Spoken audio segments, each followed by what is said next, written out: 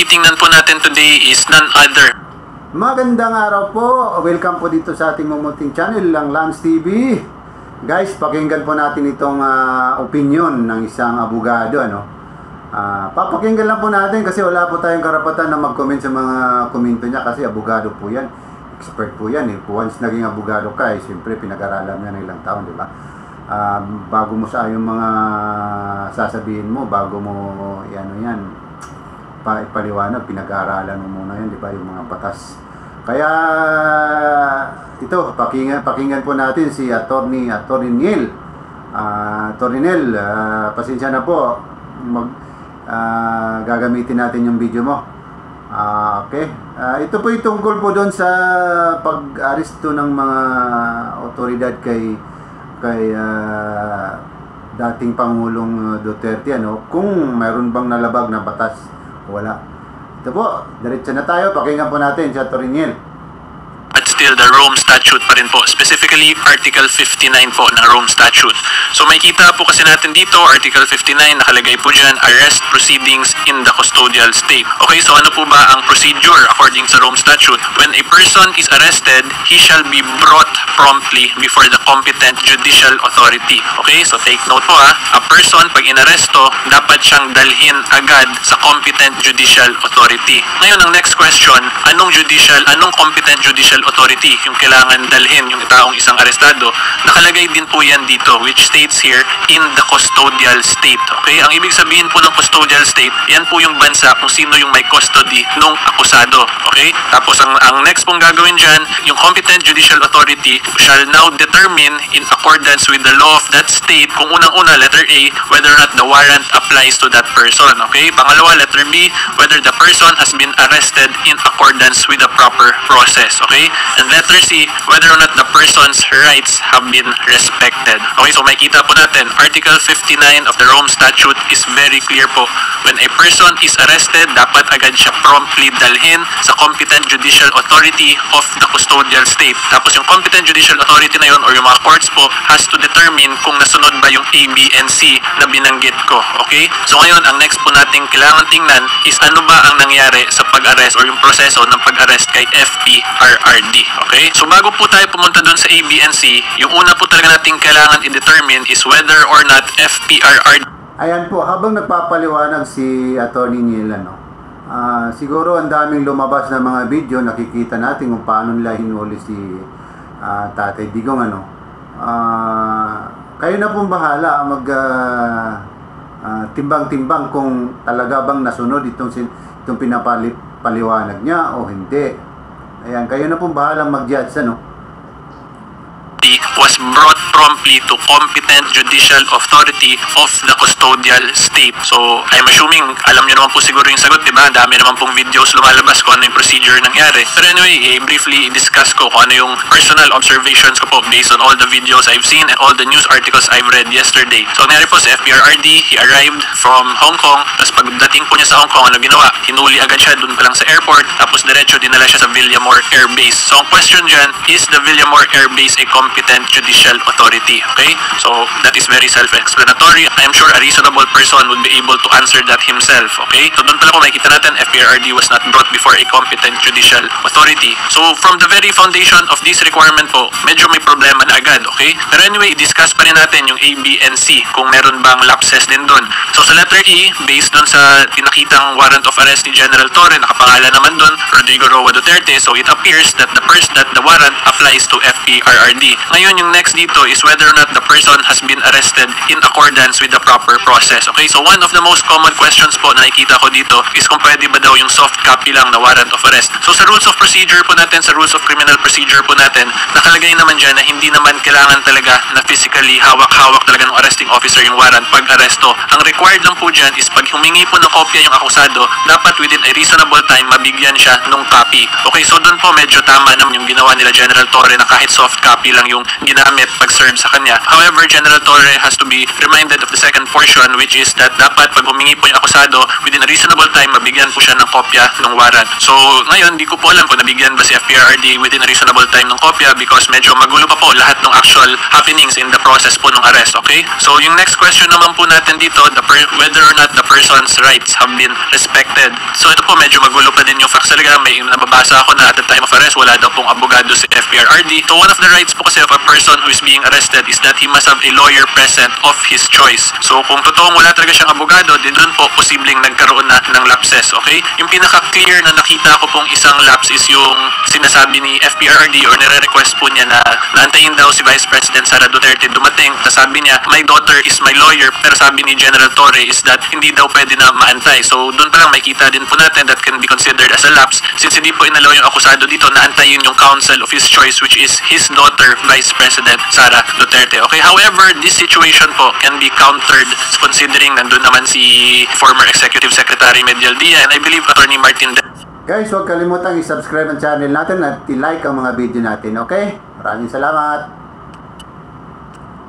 So pwede yun i-argue nila General Torre na may counsel naman na si FPRRD. Pero yung counter-argument nga doon ng FPRRD is yung counsel of choice niya is si Vice President Sara Duterte. So dapat inatay. So these are all arguments lang po. Gray areas pa lang po to. Hindi talaga natin sure kung sino papanigan ng korte. Pero overall po, kung ako tatanungin yung professional assessment ko po talaga sa situation, the mere fact that the accused FPRRD was not brought promptly before a competent judicial authority, that is already a clear lapse or mistake po under Article 59 of the Rome Statute. Okay? Pero anyway, ngayon punta na po tayo sa number 3 ng Article 59.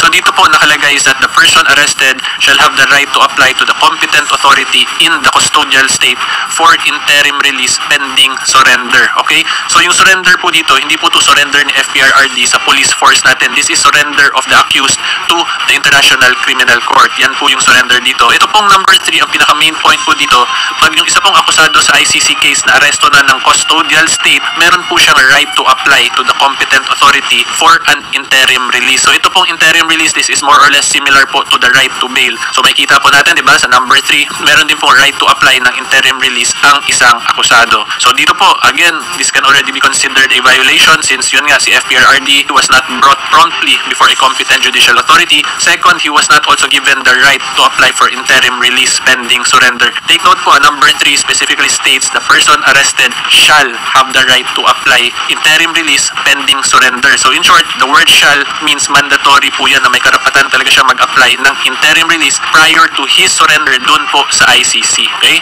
Ngayon punta naman po tayo sa number 4. Okay? This is still Article 59 pa rin po lahat to. Okay? So Article 4 nakalagay po dito, in reaching a decision on any such application, yung application po na to is the right to apply for interim release. The competent authority in the custodial state shall consider unang-una po yung gravity of the alleged crimes. Pangalawa po, urgent and exceptional circumstances to justify interim release. So dito po, ano po ba yung gravity of the alleged crimes? Of course, seryoso po because yung allegations po against FPRRD is crimes against humanity. So yung gravity po ng offense alleged against FPRRD shall be considered po in relation to the urgent and exceptional circumstances considering po the status of FPRRD. So isa pong pwedeng gamitin ditong argument ni FPRRD is of course his age because he's already 80 years old. So doon na lang po yan, pwede yan timbangin kung whether or not yung age niya being 80 years old can be considered as a valid justification po for an interim release. Okay, so again, that is up to the competent judicial authority po, the competent authority in the custodial state to determine kung mas matimbang ba yung pagiging 80 years old na ni FPRRD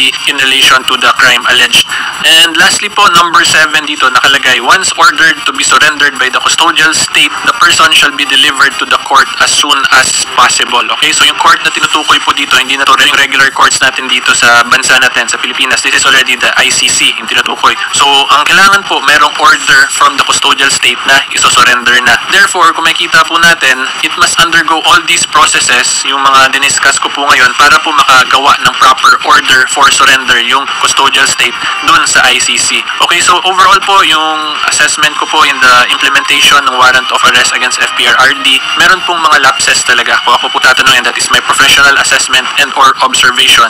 Okay, you are free to disagree with me, pero kung ganun po, wag na po kayo makipagdebate kasi wala naman pong mananalo sa atin sa comment section. Okay? Because again, tandaan po ninyo, I am a licensed lawyer who is interpreting this provision in accordance po with my my knowledge and wisdom, of course, as a lawyer. So again, yung professional assessment ko po is meron pong lapses as required by Article 59 of the Rome Statute. So again, ulitin ko lang po, yung una pong lapse na nakita ko dito is yung failure to bring FPRRD promptly to competent judicial authority dito po sa bansa natin, okay? At yung rason po niyan is para makita po talaga at para matingnan ng korte natin kung meron bang violations or lapses sa pag-serve ng warrant of arrest or kung meron po bang violations against constitutionally protected rights natin such as that of the right to due process, okay? So yan po yan. And then, yung next din pong violation nakita ko dito, since nakalagay sa number 3, the person arrested shall have the right to apply to the competent authority for interim release. Yun din po, hindi na po FPRRD right niya na yun, apply for interim release. Ang nangyari po, dire-diretso siya from the airplane to Villamor Air Base to another private airplane. Hanggang ngayon, I believe nasa Dubai na po sila, okay? So yun po yung mga violations na nakita ko dito sa pag-serve po ng ICC warrant of arrest against FPRRD. So overall po, kung titingnan natin lahat ng diniscuss ko dito, may kita po natin na yung essence po ng arrest proceeding as required by the Rome Statute is hindi po siya dapat minamadali, diba? Kasi kung may kita po natin, yun nga, unang-una kailangan padalhin sa korte, tapos yung korte kailangan padesisyonan kung talagang tama ba yung warrant of arrest. Yung unang letter A, kung nakapangalan ba sa warrant of arrest is yun talaga yung inaresto. Pangalawa, kung nasunod yung proper process. At pangatlo, kung nasunod ba yung mga karapatan or narespeto ba yung mga karapatan nung akusado. Tapos number 3 po, nakalagay din, meron pang right to apply din for interim release yung akusado. So all in all po, considering these matters na kailangan i-discuss ng competent judicial authority in the custodial state, this would indicate na hindi po siya bagay na minamadali lang. And most likely, the reason kung bakit ganito po yung requirement ng Rome Statute natin, kasi kung babasahin niyo po yung ibang provisions dito sa Rome Statute, diba, ina-emphasize din po nila na they respect and follow the right to due process. And the right to due process is ganito po yan. Ganito po yung proper procedure if the right to due process was actually followed talaga in relation sa pag-implement ng arrest warrant, ng ICC arrest warrant against FPRRD dito po sa bansa natin, which is the custodial state po regarding this case.